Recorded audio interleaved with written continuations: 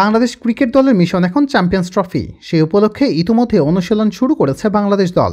তবে বিপিএল শেষে প্রস্তুতি নেওয়ার জন্য খুব বেশি সময় পাচ্ছে না নাজমুল শান্তরা। দলের প্রধান কোচ ফিল সিমন্সও সেটি স্বীকার করলেন। বাংলাদেশ জাতীয় দলের প্রধান কোচ বলেন, It's not the best preparation.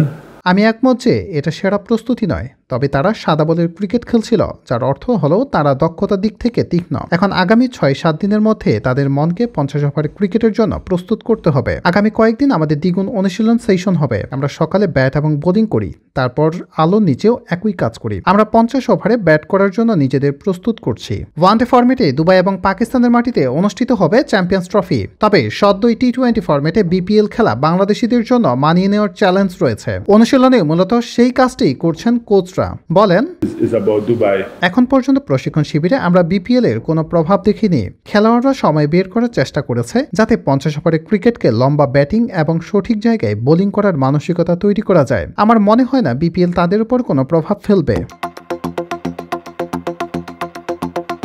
Nazmul Hossain শান্ত নেতৃত্বে চ্যাম্পিয়ন্স ট্রফি খেলবে বাংলাদেশ। সেই শান্তকে বিপিএলে বসিয়ে রেখেছে তার দল। ম্যাচ খেলার মধ্যে না থাকায় শান্তকে নিয়ে কোনো সমস্যা দেখছেন না কোচ ফিল সিমন্স।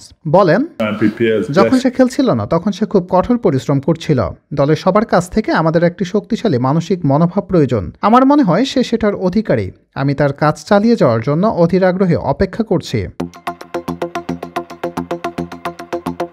চ্যাম্পিয়ন্স ট্রফিতে গ্রুপ পর্বে ভারত, নিউজিল্যান্ড ও পাকিস্তানের বিপক্ষে খেলবে বাংলাদেশ। গত আসরে সেমিফাইনালে খেলার বাংলাদেশ কি এবার ফাইনালে খেলবে? টাইগার কোচ এটা অবশ্য বেশ ভালোভাবে বিশ্বাস করেন যে বাংলাদেশ ফাইনালে যেতে পারবে। প্রস্তুতি নিয়ে সন্তুষ্ট না হলেও কোচ বলেন, আমি যদি বিশ্বাস না করতাম তাহলে আমি এখানে থাকতাম না।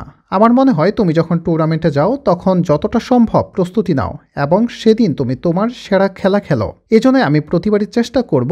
আমার মনে হয় আমরা ক্যারিবীয় অঞ্চলে অনেক উন্নতি করেছি। আমার মনে হয় সামর্থ্য অনুযায়ী খেলার সুযোগ আমাদের আছে।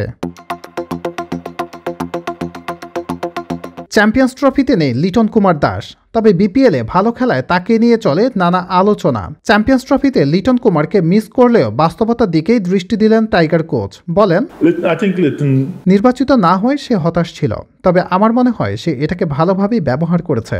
বিপিএলে সে ব্যাটিং নিয়ে কাজ করেছে। আমরা তাকে কিছুটা ফর্মে ফিরে আসতে দেখেছি। তার মতো একজন খেলোয়াড়কে মিস করবেন। তবে একই সাথে আমরা সবাই জানি যে সে এই সত্যটি মেনে নিয়েছে, দল নির্বাচনের সময় সে রানে ছিল না। সে ফিরে আসার জন্য কঠোর পরিশ্রম করেছে।